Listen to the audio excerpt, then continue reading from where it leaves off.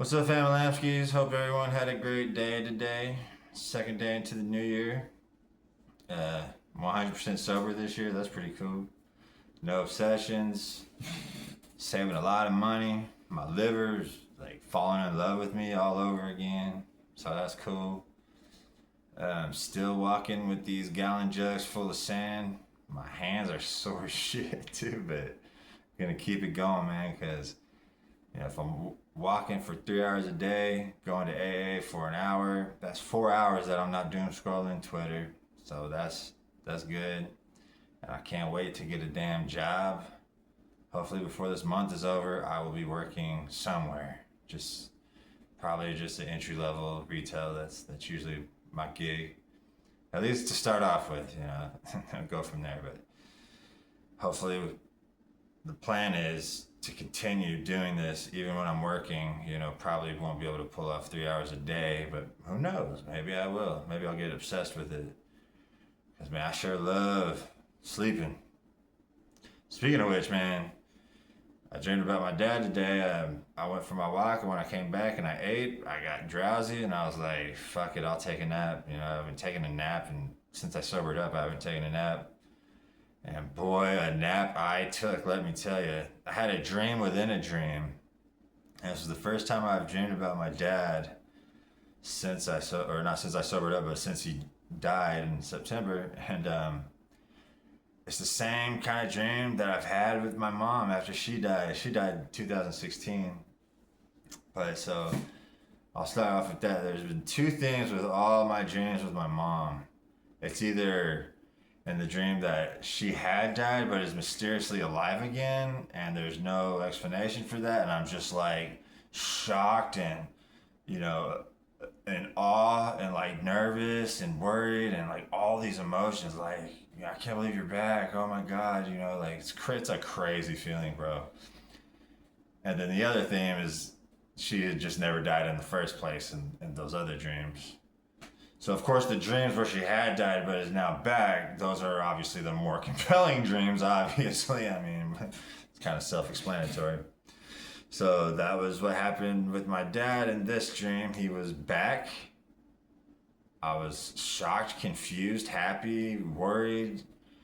And I was like, what's going on here, Dad? And in classic dad fashion, he didn't want to be bothered. He thought it was like, like, what are you so worried about? It's not that big of a deal, And like, I'm just like shocked, like, oh my God, you're back. I can't believe it. It's not as sad as it sounds, like, I didn't wake up from the dream like crying and crushed or anything like that. It's a very strange kind of dream. So I guess I can look forward to these dreams. I wonder if I'll have a dream with both of my parents in it. Because I have had dreams like that, but they're pretty rare. So it was a dream within a dream though. So then I wake up from the dream within a dream into like the surface level dream. And I'm being chaperoned by these two girls who I went to Iraq with during my first deployment. Crystal and Christina, God bless them. Maybe my brain's trying to tell me to reach out to them or something. But like I woke up and I'm sitting with them somewhere. I'm like resting my head on Crystal's shoulder.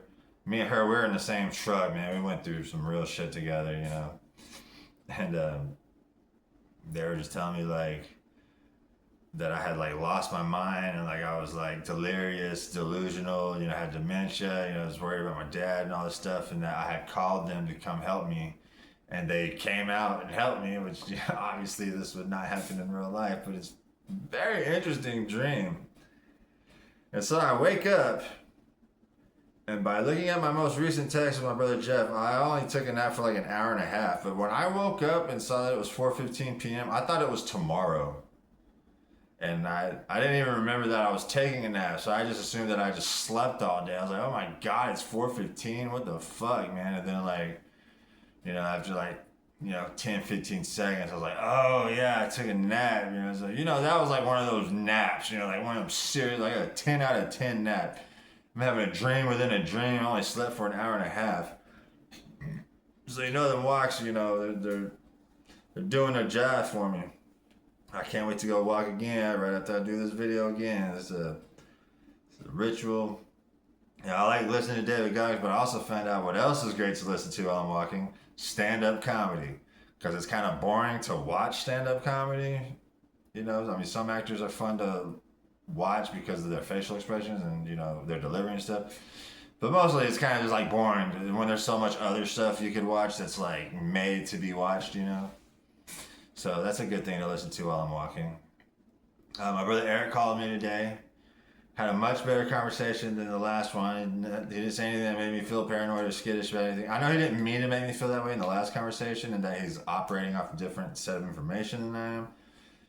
So I've kind of like let it slide or whatever. But we had a great, nice little 5-minute long conversation, a little catch up, and made fun of some of the types of people you see in the meetings and stuff. And he said he's got a guy who introduces himself as a real alcoholic. My name's so-and-so, and I'm a real alcoholic, yeah. So my brother was like, okay, I guess the rest of us are fake alcoholics then? Like, I'm one of those people who lack self-awareness. I guess, they're God's children too, right? We gotta love them all the same. And I want to mean that, like, unironically, for sure. And I'm working towards it, man. And get that peace and that serenity. Another thing, the leasing office was open today. And so I went up there and I was like nervous to talk to the leasing agent about the situation with this maintenance guy. And I had to tell her like, hey, can we speak privately somewhere? Because I want to be talking to her. And then like that maintenance guy just like walks in the office because it's like an open office. There's not like separate office rooms, So she was like, oh, can we just talk outside? I was like, maybe. And hopefully he doesn't like pull up, And apparently he's off today, so that wasn't an issue. So I asked about the email. So thankfully, he was not the one sending out the email, so he did not receive the email that I sent. Apparently, he was mean mugging me because he was suspicious that I was flicking cigarettes, which, I only quit smoking cigarettes, when I quit drinking on the 14th. But when I was smoking cigarettes, I smoked inside this apartment because this is my apartment. I always had to smoke outside at the house with my dad. But it's my place. I'm not fucking going. I have the right to smoke in here, so I was smoking in here anyway. And I also don't flick cigarette butts because I've worked apartment maintenance before and I had to pick them up. And even in the Army, anytime you do a training somewhere and people smoke, like all the smokers have to pick up cigarette butts. Like all the non-smokers. At least that's how I can't remember if everyone was forced to pick up cigarettes. I think only the smokers were like forced to pick up the cigarettes. At least that's how I like to remember it, at least. Because non-smokers definitely should not have to do that. So I wouldn't flick cigarette butts. So apparently this guy just fucking mean mugging me, even though he's like 5'6", 140. I'm 6'8", 240. Okay, so even if he's like a scary dude who's got prison time, all I have to do is wrap my arms around him and he's cooked, So I was telling her like, about how he's confronting this resident. And and the resident says he's not flicking cigarette butts, and it seems pretty obvious that this resident is lying. But like, the maintenance guy is like telling him, "You're lying. You're not supposed to do that." And I was telling this to the leasing agent. She was agreeing with me. Like, you're not supposed to tell the guy he's lying to his face, even if he is lying. Like, that's not how this shit works. So he's going around calling people liar. He's fucking mean mugging me, even though I could literally just fucking throw him over the fence, if I wanted to. So I told her, I was like, I don't want that dude anywhere near my apartment, period. Like, and he don't need to be looking at me. If the dude looks at me again, I'm gonna fucking let him know that I see him looking at me, and I'm immediately gonna go back to the leasing office because fuck the guy. I don't have nothing to prove. I don't need to fight the guy or whatever. And plus, I don't want to fuck around and find out either. I'm not a fat felt guy. I don't know this guy. What if he has a night? What if he's crazy? What if he's going through a divorce? And what if he feels like he has nothing to lose and he's just looking for a reason, And I'm over here just thinking it's going to be like a fair fight between honorable men or something. He just fucking just stabs me, and I fucking die over some stupid bullshit. So I'm good on that, I'll keep it above board and be like, I'm just going to go to the leasing office. And besides, I was talking to this leasing agent. She's the one who got me in this apartment. I think she's around my age too.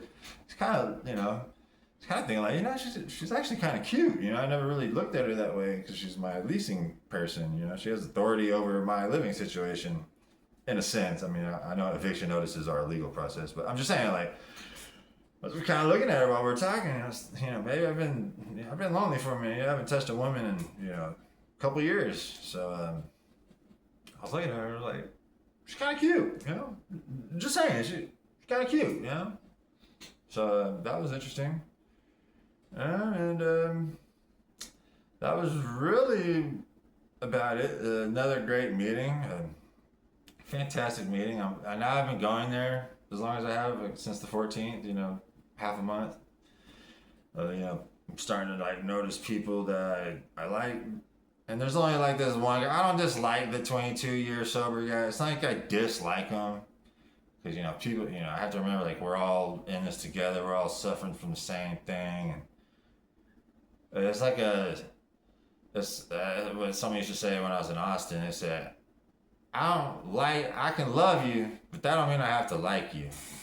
So I guess I can feel the same way about that guy. I can love him, but I don't have to like him. But everybody else is like pretty cool. But I'm also like noticing like some standout people who stand out to me. Not like, I'm not saying anyone's better than anybody else. I don't want to get caught up in like this clique bullshit. That's why I'm not even trying to get a sponsor anytime soon. Like, because I feel like that leads to like back doors. Like, I got a sponsor. I don't need to go to meetings every day because I got a sponsor. So like right now, I'm just trying to go to meetings every day. But that being said, people are standing out. There's this girl in there. Her shares are they're just good. Like, 'cause she's like the type of person who's like always talking about how like she's constantly thinking about getting drunk and using, thinking about sex all the time, and like, she's the perfect example of like one day at a time, 1 hour at a time, 1 minute at a time. And it's the instinct to like try to think of like something you could say, a piece of advice or something. But my brother doing that to me all the time, and other experiences is like it's just nice to just listen. So when the meeting was over, I just turned to her and just told her that I love your share. And there was another guy in there. He had 5 months sobriety, and he relapsed on Christmas Eve, or he relapsed before Christmas Eve, and he attended the Christmas Eve meeting, and so I gave him credit then, and he came back today. And I gave him credit. That's the only thing I shared. I just want to thank so-and-so for having the courage to come in here right after relapsing, man. It's all progress.